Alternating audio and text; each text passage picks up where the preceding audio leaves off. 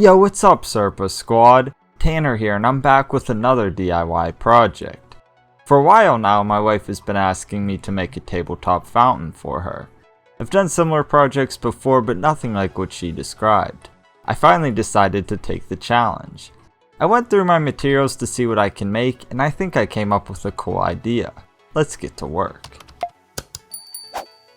To make this happen, I have a few items. I need a base platform that can hold water. For that, I have an old bone-side dish that was never used. I also have an acrylic organizer tray for the fountain compartment. I'll attach these together with super glue gel. I set the tray in the bone-side dish and marked for where to apply the glue. I put dabs throughout this area and press the tray in place.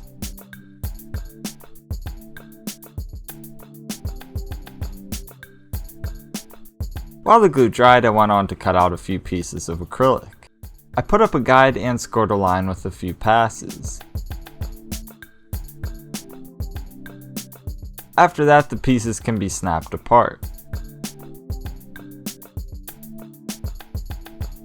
I did this until I ended up with several pieces. These will be used to make overflow compartments. Here's the layout that I'm going for. I want 4 overflow trays that spill out into the main compartment. I began with the pieces at the top. I made a few measurements on the back to center the overflow. I ran glue along this line and put the pieces together accordingly.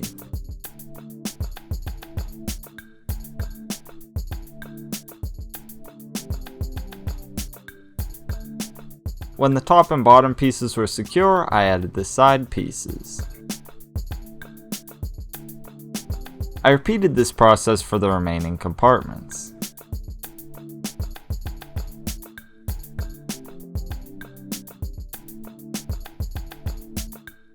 Once the pieces were together, I let things sit for a little while and tested it with water.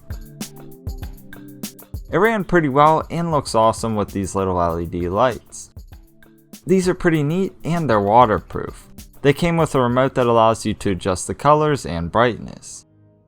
Everything held water fine as is, but I went on to add silicone around the cracks. This won't add any structural stability, it's simply being used to ensure everything holds water.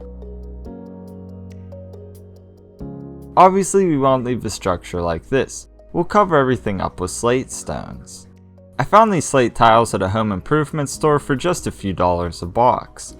They won't work as is, so I broke them up into smaller pieces. I covered the surfaces with silicone and pressed the stones into it.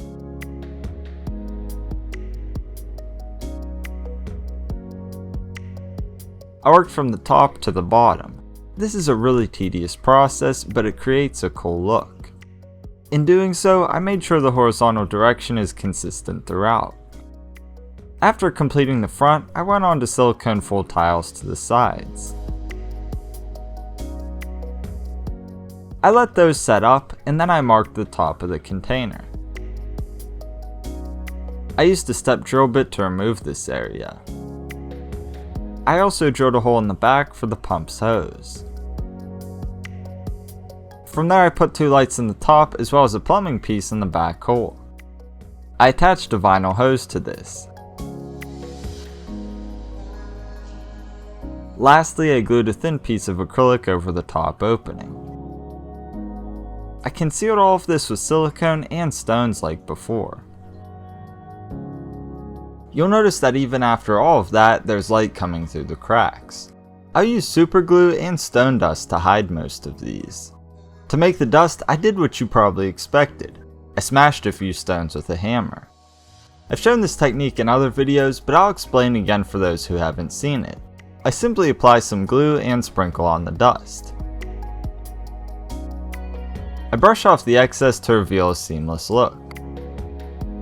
The end result is an awesome stacked slate structure. I think it turned out really well.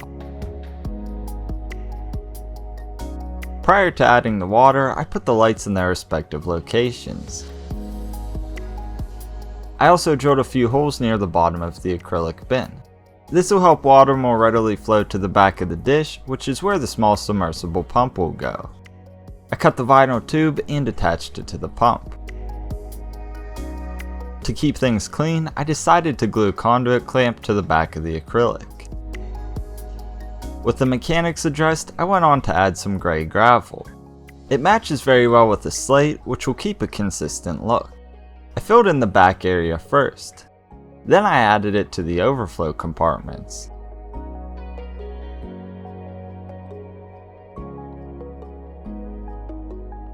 Last was the front area of the basin.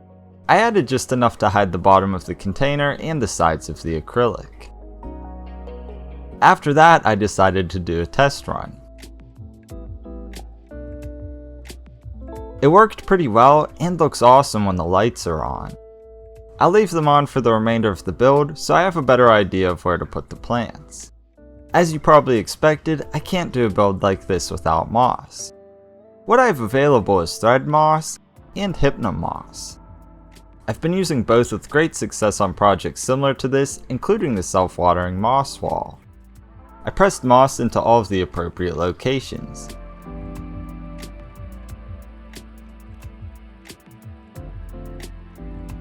I also used it to control how the water flows through the setup.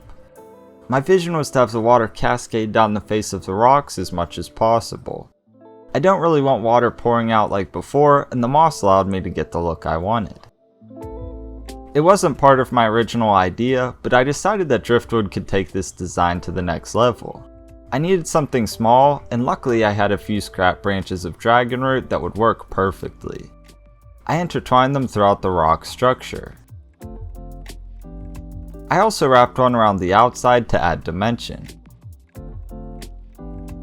I think they really helped bring the scape together and complement the slate.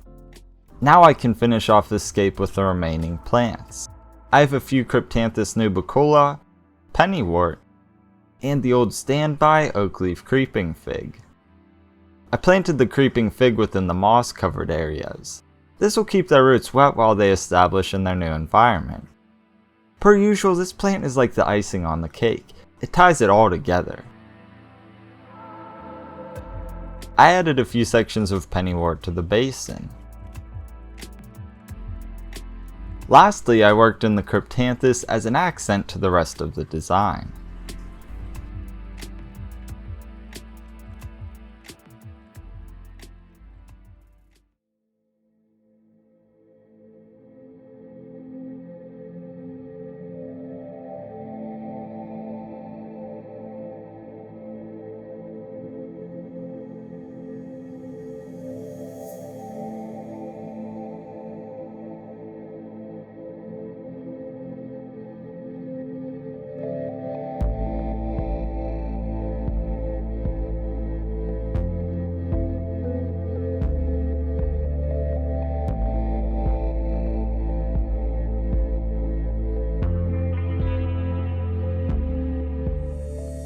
Introducing the stacked slate tabletop waterfall fountain. This piece turned out even better than I could have imagined. I think it really has a lot of depth, texture, and interest that's easy on the eyes. The lights really help add a cool vibe as well. The hard edges of the stone almost give the sense that this is a man-made structure that has been overtaken by nature. The only thing I'm not crazy about is the bone side dish. I definitely could have done something to make it look nicer, but I was already too far into the build before I considered anything. I'll get it covered in some crackle paint when I have a chance. I think that would be my best option unless you have a better idea. Also, apparently this isn't even remotely close to what my wife envisioned. I guess I have to make another one in the future and keep this one for myself. Something else worth mentioning is that when the batteries in the top lights die, I won't be able to replace them.